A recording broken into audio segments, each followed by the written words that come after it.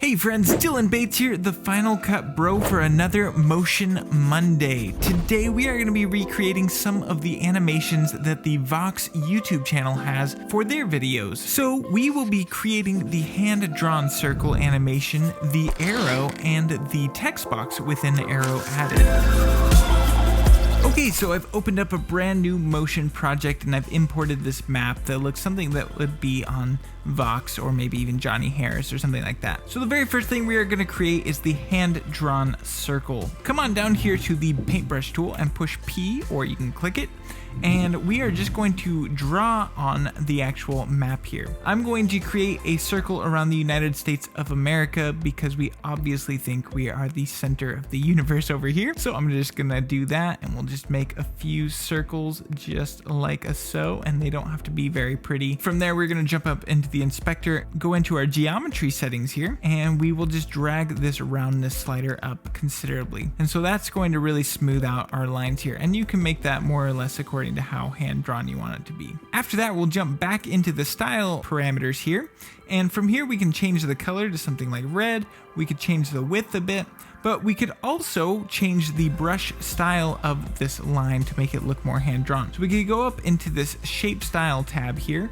and let's go down to traditional and find something that looks hand-drawn. I really like how this chalk easy looks. So it's got that real nice hand-drawn look to it. And we can jump into the properties and drop the opacity a little bit so it looks hand-drawn onto the map. You could also work with blend modes, do whatever you want. Okay, so we're in the shape here, and to animate this, just come down to this last point offset. We'll set that to 0. We'll click and add a keyframe, and then we'll just jump forward a couple seconds and drag it all the way up to 100%. So if I play it back, you can see how it is drawing it in. Now, for whatever reason, these brush strokes are really hard on the computer while I'm recording, so unfortunately it's just gonna look really choppy, but rest assured it'll look really nice and smooth once you are done. Also, if you want to really smooth out this animation, we could add a little bit of a Bezier curve to this animation. So just push Command 8 and that will give us our keyframe editor down here, and just right click on this keyframe, go down to interpolation and set it to Bezier. We can now drag out this Bezier curve and just get a really nice smooth animation out of it. First, we're just going to select our paintbrush once again, and let's go ahead and draw a nice arc from the A of Australia to the A of Canada, because they're Canadian, eh?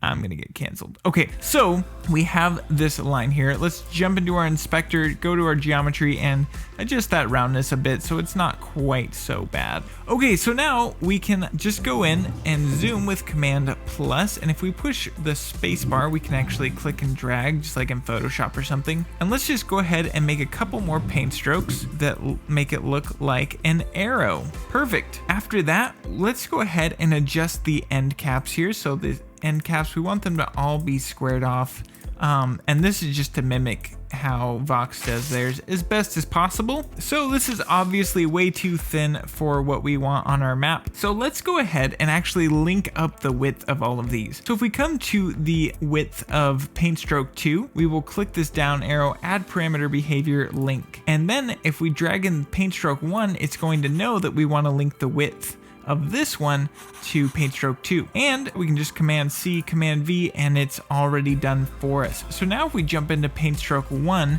and we adjust the width, you can see the width of the arrow is adjusting across the board, so we don't have to do quite so much work if we want to change how this arrow looks in the future. Another thing we could do is adjust the coloring on all three of these. So if we just hold shift and click, we can group all of these, right click to group. Let's jump into filters, color, colorize, and we can just adjust this white parameter to be whatever color we want it to be. Let's go ahead and get into the animation side. It's very similar to what we did for the last animation type, adjusting the last point offset. So let's go ahead and set that to 0 for this main line, add a keyframe, go forward a little bit, drag it up to 100%.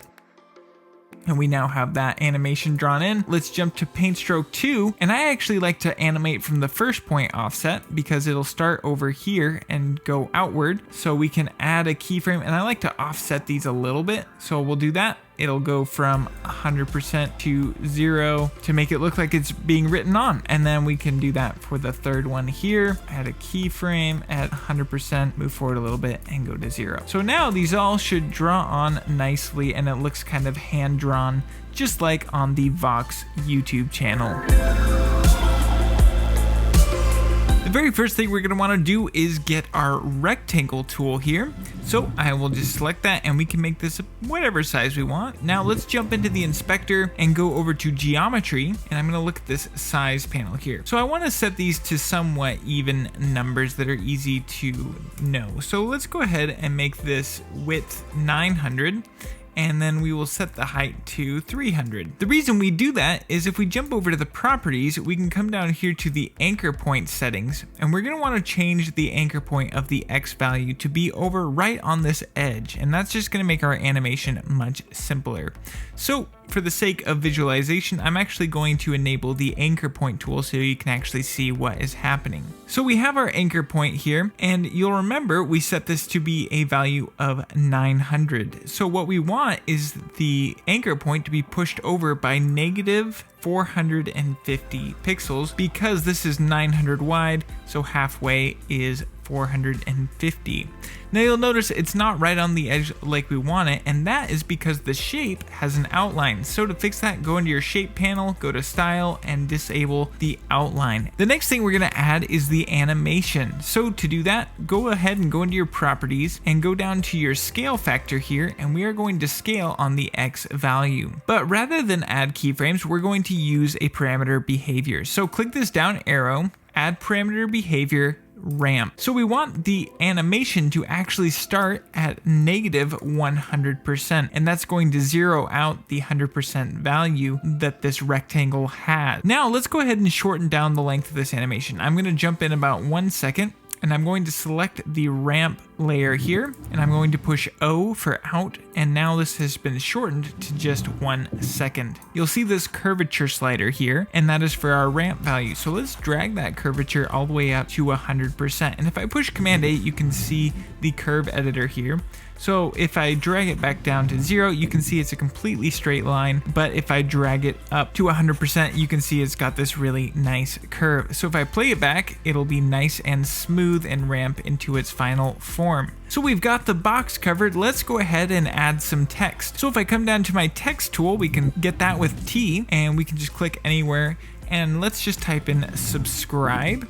And I'm gonna push Command A to select all the text, jump into the appearance, and let's go ahead and give this a nice black so that it stands out against the white backdrop. After that, let's just move ahead so we have the full length of the box so we know what we're working with, and let's jump into the format of the text and just increase the size so we can fill out this box. Now, one thing I noticed in the Vox in the way they have their boxes is they're usually a little off-centered and they're kind of getting cut off on the edges, so we can do that ourselves too. Okay, so it's not getting cut off just yet, but we will fix that. The next thing we want to do is actually have the text appear as this box is being written on. It's very simple. Go ahead and select your subscribe text there and push Command-Shift-M, or you can right-click and do Add Image Mask. And the image mask is going to be powered by this rectangle, by the alpha channel of the rectangle. So now if we play this back, you can see that the text is slowly being written on as if that rectangle was obscuring it. If we re-enable the rectangle, we can see it working perfectly.